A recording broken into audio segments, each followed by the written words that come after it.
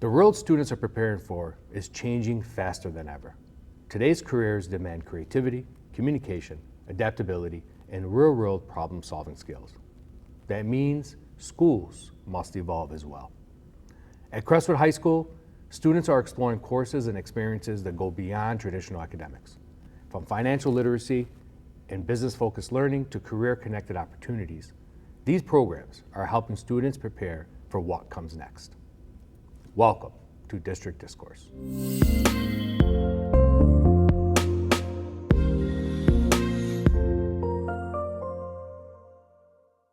Welcome to District Discourse. I'm Dr. Youssef Mosallam, Superintendent of Crestwood School District. Today, we're discussing how Crestwood High School is helping prepare students for life beyond graduation through career-connected electives, practical learning experiences, and opportunities that encourage students to explore future pathways. From financial literacy and business-focused courses to programs that build leadership, communication, and real-world problem-solving skills, these experiences are helping students connect classroom learning to life after high school. Joining me today, we have Principal Roni Abdulhadi, Counselor Nadine, Counselor Rola, Adoure, and teacher Heather Markey. Welcome, and I appreciate you all being here today. Thank you. Thank you for having us. So we're going to jump right into the questions, and the first question goes to you, Roni.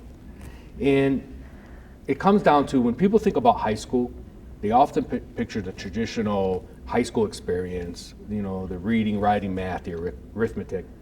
Talk to us about how Crestwood High School is re-imaging that high school experience to prepare students for real-world opportunities outside of the traditional classroom setting. I think when we look at each student, we look at them individually, and we really try to find what that student is about. And I think the counselors do an amazing job with really getting to know their students, especially when they come in as freshmen. They want to identify these students, they want to understand what their likes are, what they look to do in the future, and they develop their plans around that. And they want to tailor their experiences in high school through that. And so by just really understanding the students, understanding their strengths and their abilities, and then they try to tailor those strengths and abilities and what the student likes, and try to kind of set a coursework or plan of coursework for those students that really meet the needs of the students. How have you seen this impact some of the students as they've come back to talk to about their experiences? Well, I think the students realize, with the coming into to high school, there's that 4-year plan of high school. We're going to take our course, we're going to take our English, we're going to take our math. And I think as they go through the years, through the support of the team, they realize that high school is not just your traditional courses. There's a lot of opportunities there. There's a lot of opportunities through dual enrollment, through some CTE course work that we offer, and a variety of different things. And they realize that, hey, I learned a lot from this and it helped get me ready for the future. And when they come back and they say, man, I wouldn't have known about this stuff if it wasn't for the experiences that I encountered through my years at Crestwood High School. Yeah, that's awesome because, in today's world, I think we all understand that, traditional schooling isn't what everyone's looking for. And it's not only about the college degree anymore. It's about the experiences, the skill sets that you have, what the job market is looking for. So I'm going to jump to Rola and Nadine, as counselors. And you work very closely with the students and doing the career planning, so on and so forth. Talk to us about some of the biggest questions and uncertainties that students have when you start talking to them about the non-traditional route. And either of you could start. So the biggest thing I think that students struggle with when they say I'm not really interested in going to a 4-year college or getting my associates. I kind of want to just go in and make money. They're all about making money right now. Mm-hmm. So they're like, well, I don't, my parents are going to be disappointed in me if I don't go to college, if I don't go to university, because that's what they want. They want me to be a doctor, or they want me to be, a lawyer, or whatever the case may be. But once they see the opportunities that we have for them and how much trade school and all the other post-secondary plans that they can follow could make them money and how successful these people are, I feel like it kind of opens their eyes a lot. And it kind of gets them excited, because when kids really come into high school, they're like, oh, I don't know what to do, and I don't think I'm cut out for college, and they just feel like there's nothing else for them. But once we offer them like the things that we have and we show them what we have to offer, I think it excites them and motivates them. Have there been times where, as counselors, you have to have conversations with parents to convince them that this is a good route for your child to go? Yeah, sometimes like you have to have uncomfortable conversations while of course like not overstepping, but I think providing the resources to the families is like the first step that you can do, and then just be there for support for the student and the family when needed. Just to jump on that, recently we had our freshman festival. A lot of parents, freshmen coming in. And you know, it's the traditional cultural background of this community. You know, kids, they want them to be lawyers, doctors, engineers. We try to introduce to parents. We explain the foundation of what the EDB plan is, and for parents or people that don't know, the individualized educational plan of our students. And we explain to parents that it's great to have that, but you have to understand the reality of it is not every kid wants to be that way, in those professions, and not every kid is destined for those professions. So we want them to know that there are other avenues of success, very successful avenues, and if a student finds his niche through the coursework and through the counseling center, working with their counselors, then they will be successful, because there's a lot of opportunities out there that are just as successful as you know, doctors, lawyers, and engineers. And we need to get out of that mindset of traditional four-year university. That's great if a kid, but there are other options that students and parents need to know that are available to them. You know, you bring up something that's very important and very valid. College, universities, they're expensive. Okay, and when any of us, all of us, we went to college, you're literally investing in yourself. But then you're also looking at what's my return in value. And so often when you speak to a lot of students who go the traditional route in the university, 2, maybe 3 years in, like, this isn't for me. This isn't what I want to do. And I wish I would have known what my other options were. And so I think that's something that a lot of times we try to get parents in the community to understand, that there are options, there are different things that you can do. And that's where looking at these alternate, elements beyond a traditional four-year university or college is important. So for me, I'm an English teacher and I teach advanced placement, English language and composition. So a lot of the students that come into my class have that expectation that they are going on to a four-year university and they are preparing for that. Throughout the course of my class, we're focusing on writing, getting them to understand how to have a voice, but also because AP language and composition is something that's focused on nonfiction, they do a lot of exploration into current events and focus on their critical thinking skills.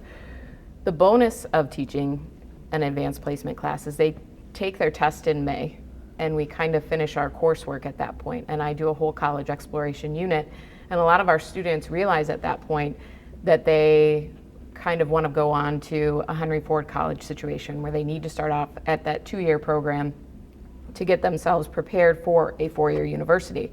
Whereas in September, when I talk to them all, they are all expecting they're going into a 4-year university. But they are allowed to do a college exploration, think about tuition costs, think about what they qualify for, what kind of scholarships they would qualify for if it were their senior year.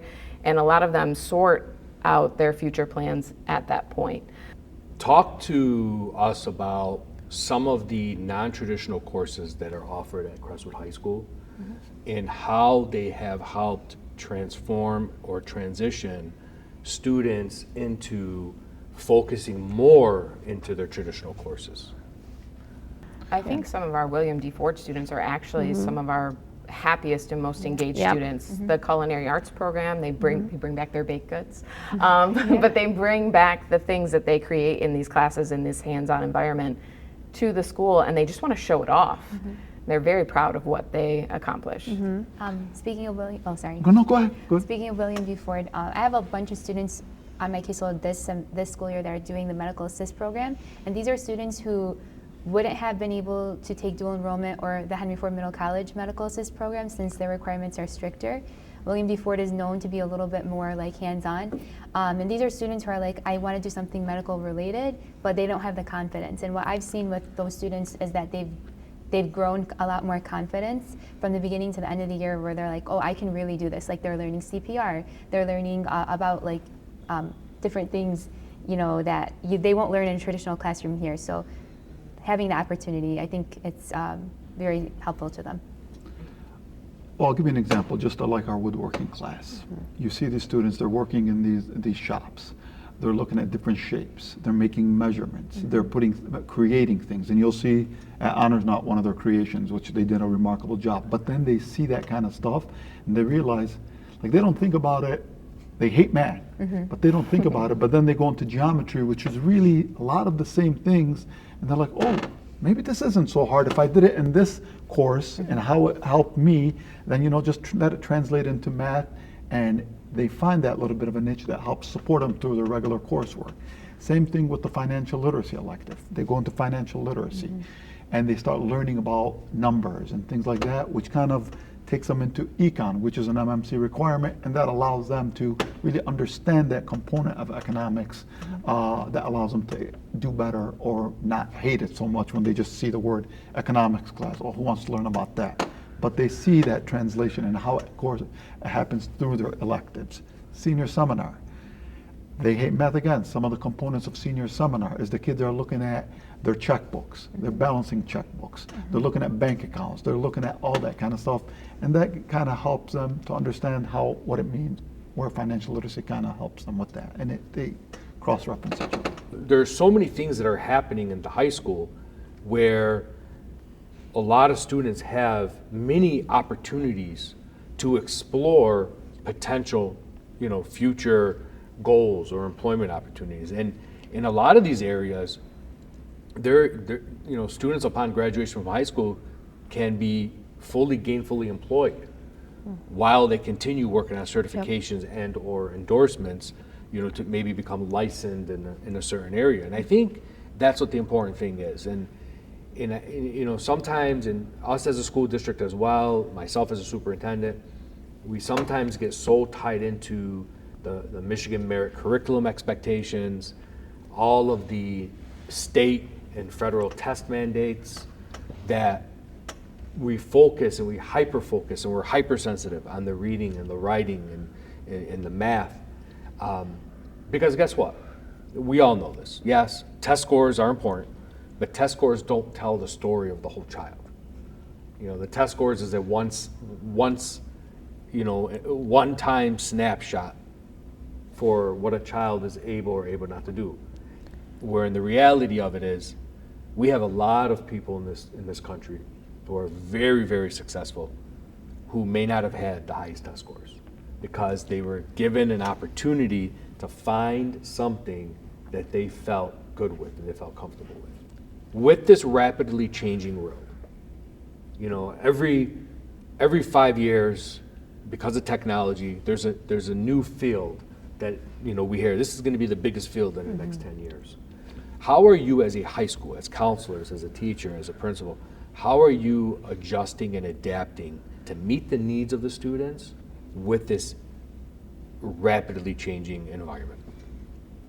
Well, I think just based on talking to the students, learning from them, because they're kind of hip to what's changing, what's coming, what they're using. And one of the big things is AI. So how do we tailor what we have in the high school to kind of meet them halfway, or even developing? You don't want AI for everything because we know what they use it for, but also we want to take it and use it to our advantage to help our students be successful. I think that's one of the biggest things. It's really understanding your students and really finding what their skills are and what they want to do. It's got to be about the relationship too, I guess. Just making sure you understand this child as a whole and working with them and taking everything that's out there that's kind of coming into play in education and utilizing it. I agree. I think, like he said, getting to really know the student and knowing like what they want to do, and then also like as a counselor, I feel like it's a part of my responsibility to kind of follow up with what's going on, like knowing the current research of what jobs are dying out. Like my husband and I were just talking about how in the next few years, 1, 2, 3, all of these jobs are not going to be available because of AI and how that's changing. So kind of like being aware of what's changing and how fast, like you said, that it's going to change, and then kind of helping the students understand and support, giving them ideas of based on their EDPs and what they like, what could probably be still available to them. And things have changed. Like when I was in high school, college was so encouraged to us, and the traditional 4-year degree.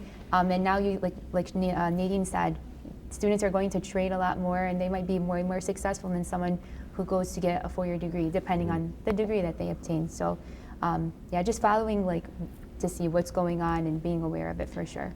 And even with our traditional college students, I noticed, at least with our top students, I don't see them really going into, some of them do still go into med and law and all that, but I'm seeing them go into technology. A lot of them. Our Harvard students that went in, they're all going into AI or some kind of engineering or technology that's it's the new world. It's something that I never even heard of. They explain it to you and you're amazed. You're what is this, But they really do keep up with that. They make you feel really old when they talk about these things. I'm yeah, educate me. But I feel really they take the lead when it comes to that, and we just got to listen to them and just go with it and encourage them as much as we can.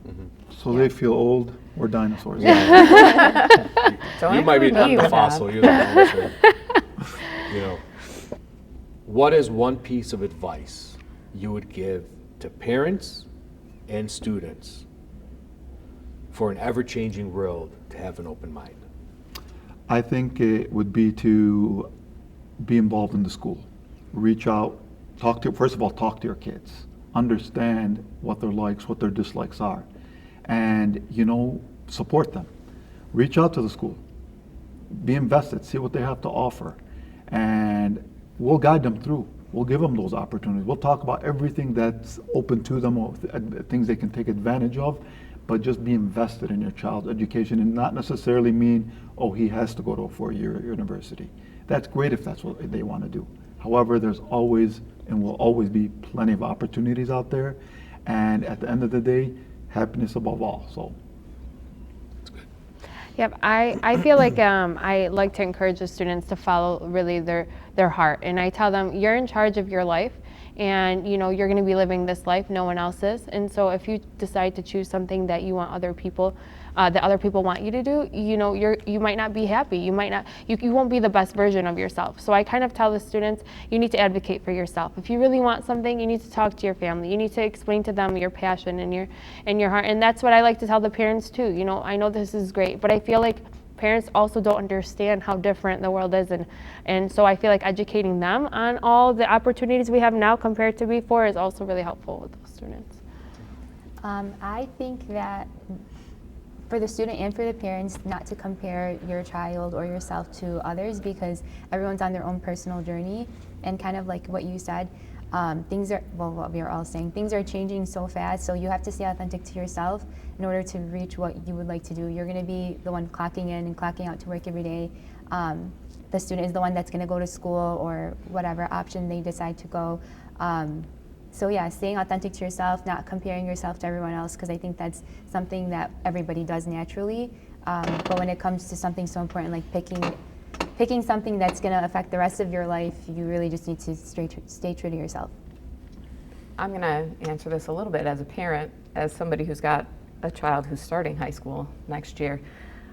I would tell them to be fiercely protective of their passions, because if you are a highly academic student and you are on that college path, a lot of times you're pressured to give up your art classes, you're pressured to give up your music classes in favor of dual enrollment, in favor of AP, and you lose the things that bring you joy. You lose the things that you love, that you're passionate about. And what a lot of people don't realize when that pressure comes in is that they're also losing that avenue of critical thinking, and so they're not able to excel as much in those academic areas because they're losing that avenue that developed their critical thinking, that developed their passion for education. So just protect the things that you love. Take those classes that are in the areas that interest you.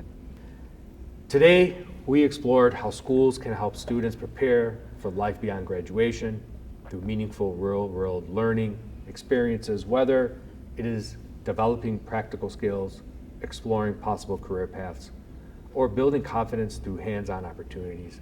These experiences help students begin discovering what it is and what is possible for their future.